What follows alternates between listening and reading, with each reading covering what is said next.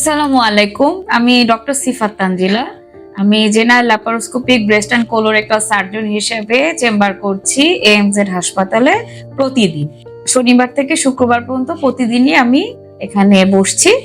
তো আজকে যে রোগটা নিয়ে কথা বলবো সেটা হচ্ছে মহিলাদের হার্নিয়া।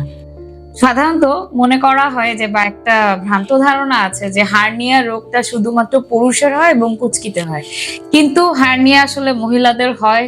বরং মহিলাদের কিছু কিছু ক্ষেত্রে কিছু ইনসিশনাল হার্নিয়া বা অপারেশন পরবর্তী যে হার্নিয়া যেটা বা পেটের দিকের হার্নিয়া, এটা কিন্তু আসলে মহিলাদের পুরুষের চেয়েও বেশি হয়। হার্নিয়া সাধারণত পেটের এক সাইডে হতে পারে, তারপর হচ্ছে পেটের সামনে হতে পারে, উপরের পেটে হতে পারে, নাভির নিচে হতে পারে, নাভির একটু উপরে হতে পারে, নাভির অনেক উপরে হতে পারে। তবে হার্নিয়া বিভিন্ন সাইটের হিসেবে আমরা ডিসকাশন করি। চিকিৎসা পদ্ধতি মোটামুটি সবগুলোরই সেম। আমরা মেশ বা একটা জালি দিয়ে হচ্ছে গিয়ে চিকিৎসাটা করে থাকি।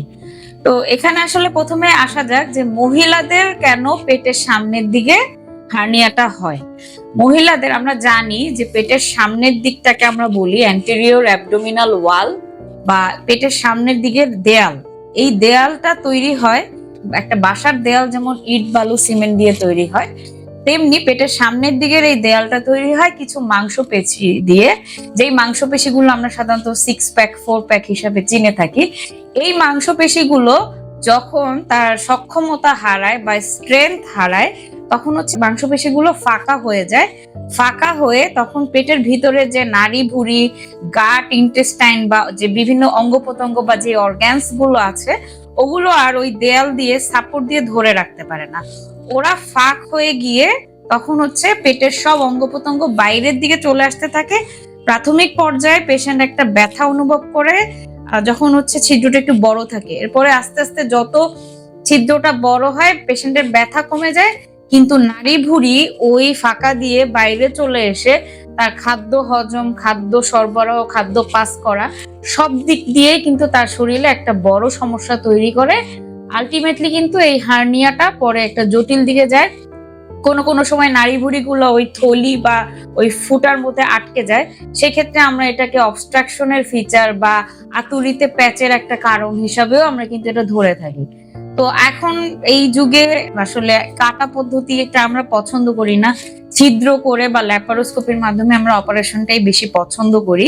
তো সেই ক্ষেত্রে যদি আমরা দেখা যায় যে ছিদ্রটা মেরামত করার জন্য আগে যেটা পেটের এই মাথা থেকে এই মাথা পর্যন্ত কাটা লাগতো, বড় একটা কাটা লাগতো, এখন শুধুমাত্র 3টা ছিদ্র দিয়ে ল্যাপারোস্কোপির মাধ্যমে আমরা এটা করে থাকি। এটাকে আমরা মেশ রিপেয়ার বলি এবং এইখানে যে আমরা মেশ বা জালিটা ব্যবহার করি এটা কিন্তু কাটা পদ্ধতির মতো না। এটাকে আমরা কম্পোজিট মেশ বা বায়োলজিক্যাল মেশ বলি, যেটার এক সাইডটা থাকে অমসৃণ আর এক সাইডটা থাকে মসৃণ। মসৃণ সাইডটা আমরা ভিতরের দিকে দিয়ে তারপরে অপারেশন করে থাকি। এই জন্য এই অপারেশনটা কিছুটা ব্যয়বহুল হলো। পেশেন্ট খুব তাড়াতাড়ি দেখা যায় অপারেশনের পরের দিনই বাসায় চলে যায়, পেশেন্ট খুব ভালো থাকে, হাঁটাচলা করতে পারছে, সবকিছু স্বাভাবিক করতে পারছে। আর আগের দিনে এই কাটা পদ্ধতিতে অপারেশন করলে দেখা যায় যে পেশেন্ট 1.5 মাস 1 মাস বিছানায় শুয়ে থাকে। এখন সেই রোগীগুলো পরের দিন বাসায় চলে যাচ্ছে। এটা পেশেন্টের জন্য একটু কস্টলি হলেও বা একটু ব্যয়বহুল সার্জারি হলো, পেশেন্টের জন্য কিন্তু আলটিমেটলি খুবই ভালো। তো আমরা এই অপারেশন গুলো রেগুলার করে থাকি এমজেড হাসপাতালে। সো হার্নিয়া জাতীয় কোনো সমস্যা হলে আপনারা চাইলে যোগাযোগ করতে পারেন। সবার জন্য শুভকামনা, সবাই ভালো থাকুন।